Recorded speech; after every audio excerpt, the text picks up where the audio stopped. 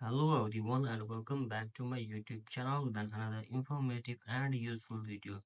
So guys, in this video I'm going to show you how can you fix phone number unavailable for iMessages and FaceTime. So guys, many of the users complaining about after updating to device iOS 17. So guys, if you are facing this problem, then how can you fix it? So guys, let's start our video without wasting any time.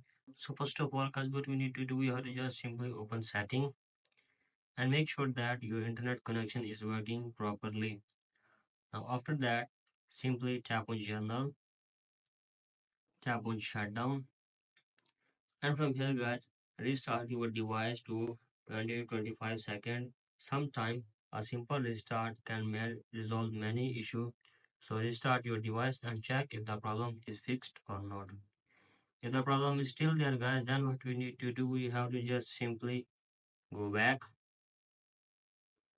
open your profile, and from here guys, simply sign out your Apple ID, and after that guys, simply sign in again and check if the problem is fixed or not. So guys, sign out your Apple ID, and after that simply sign in and check if the problem is fixed or not. If the problem is still there guys, then simply go back, scroll it below, tap on Journal, tap on your software update, and make sure that there is no update on your device. If there are any update, then update it first and check if the problem is fixed or not. If the problem is still there guys, then what you need to do, you have to just simply tap on date and time, and from here guys, simply set this turn to set automatically.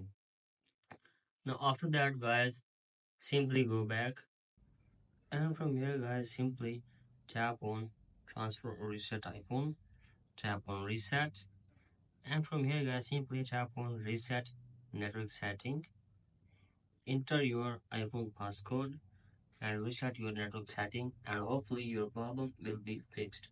So that's it for today guys. Hope this video helps you. If you like the video, please subscribe to my YouTube channel as well. Thank you.